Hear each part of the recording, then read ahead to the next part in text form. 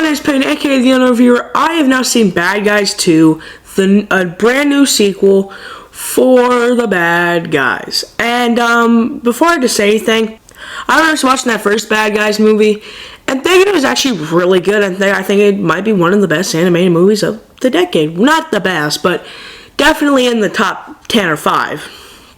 I think it was a very good one. So when I heard they're making a sequel, I was down. And after seeing it, this is better than the first.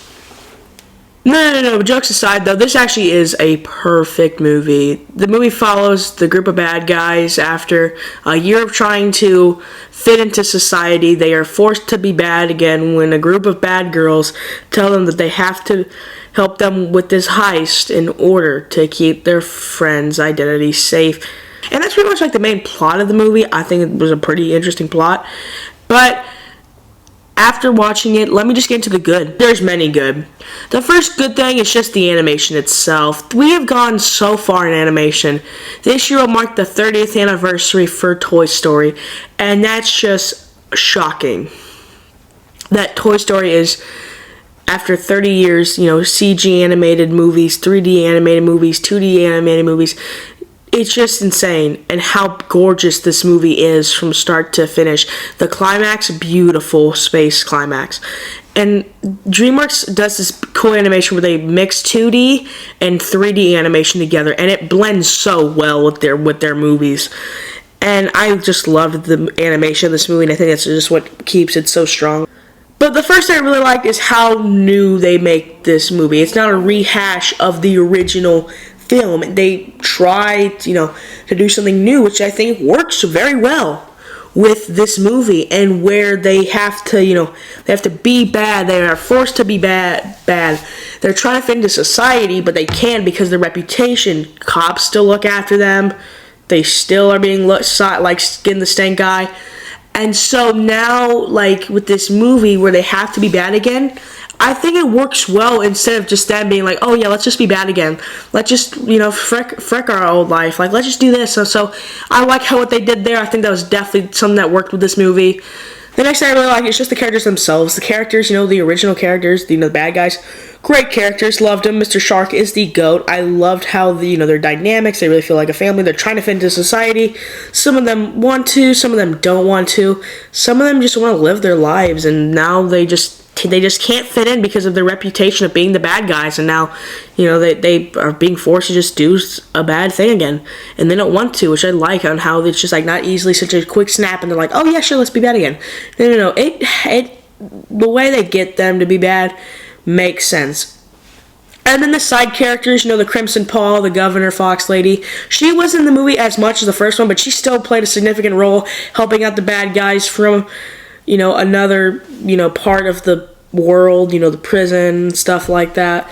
And, there's also the chief, or the commissioner, who is now, helping out the bad guys and actually being a likable character instead of being a person who you want to be a punching bag for. I actually really enjoyed her character, and I think she was very funny, and she actually is very likable in this movie. And yeah.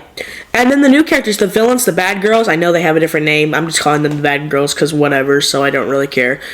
Don't get all mad at me in the comments, but jokes aside, no, I really did like the characters. Kitty, who's the leader of the group, she was very menacing in her speech with Mr. Wolf about her metaphor with a lollipop and how, she you get tidbits of her origin.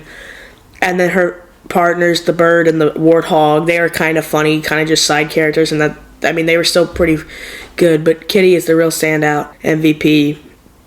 But the next, thing I want to talk about is just the action. The action of this movie has this, almost I don't know, Mission Impossible, Ocean's 11, Interstellar mix, and I love it. During the movie, I'm like, I just love how DreamWorks makes this movie like that, which I think is what its strength is. And the next thing, that climax, the climax with the action's perfect.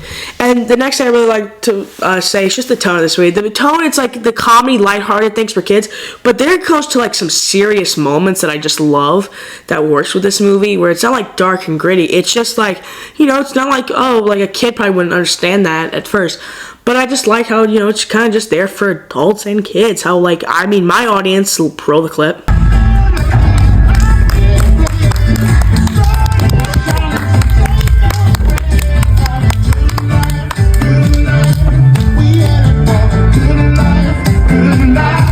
My audience.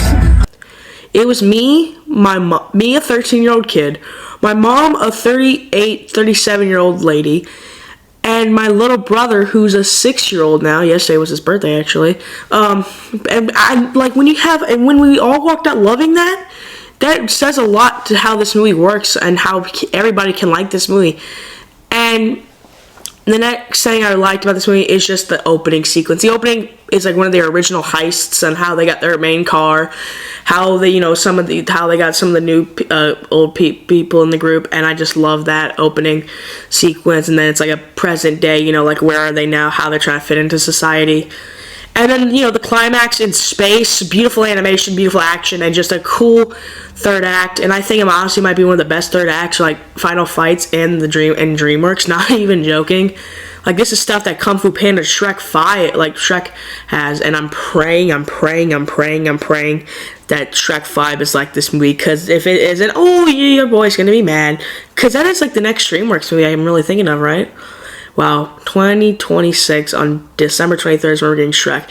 And Universal moved that for Minions 3. What the Now I'm going to get into like my nitpicks of the movie. And I don't have much, but I do have a few that most people might agree with.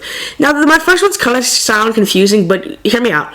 The movie's very predictable. And what I mean is, like, you're going to be like, oh, that character's definitely going to betray him. Oh, they're definitely going to miss that object in the heist. They're definitely going to, like, do this. Like, I think the movie can, like, if you call something, me and my mom would, like, call something in the movie and fight and get 2 minutes later, it would happen.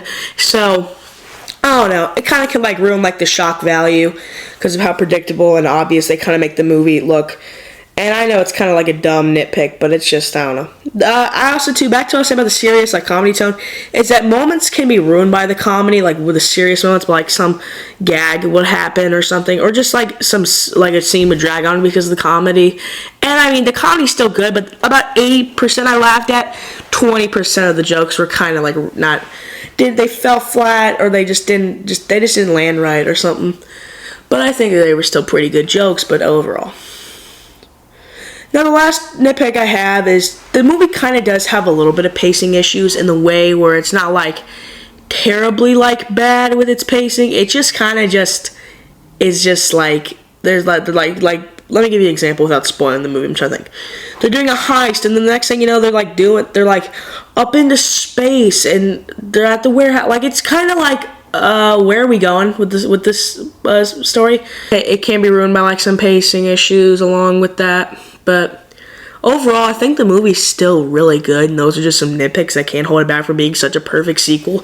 Because let me just tell you something. This isn't an Empire Strikes Back. This isn't I don't know. I'm trying to think, like a Dark Knight. Like, this is better than the original, but it's not drastically better. I still think it's still a good sequel, and I think it holds up on many levels, and I still walked out enjoying this movie, and I cannot wait. There's actually a post-credit scene, believe it or not, mid-credit scene, that actually kind of does set up a third one, which I cannot wait for. Because I'm praying, because this could be a perfect trilogy if they execute the third one right. But this movie gets me excited for the future of DreamWorks. I'm praying Shrek 5 is like this, with its animation, its story, its plot, its characters, and just, its comedy, lighthearted tone, and maybe even serious moments. Please, please, please, Dark Shrek, Creepy Shrek, I don't know. But still, but everybody, is my review. I just want to thank you all for just watching me. It has been officially a month now since I've started, basically. Not a full month, but, it's August now. And I just want to thank you all so much for just watching my content. And we've already hit 36 or 35 subs, I believe. Thank you. Let's hit 50 so your boy can start streaming and we can, talk face to face. But seriously, though, thank you so much for just watching. And I'll see you on the next video. Bye.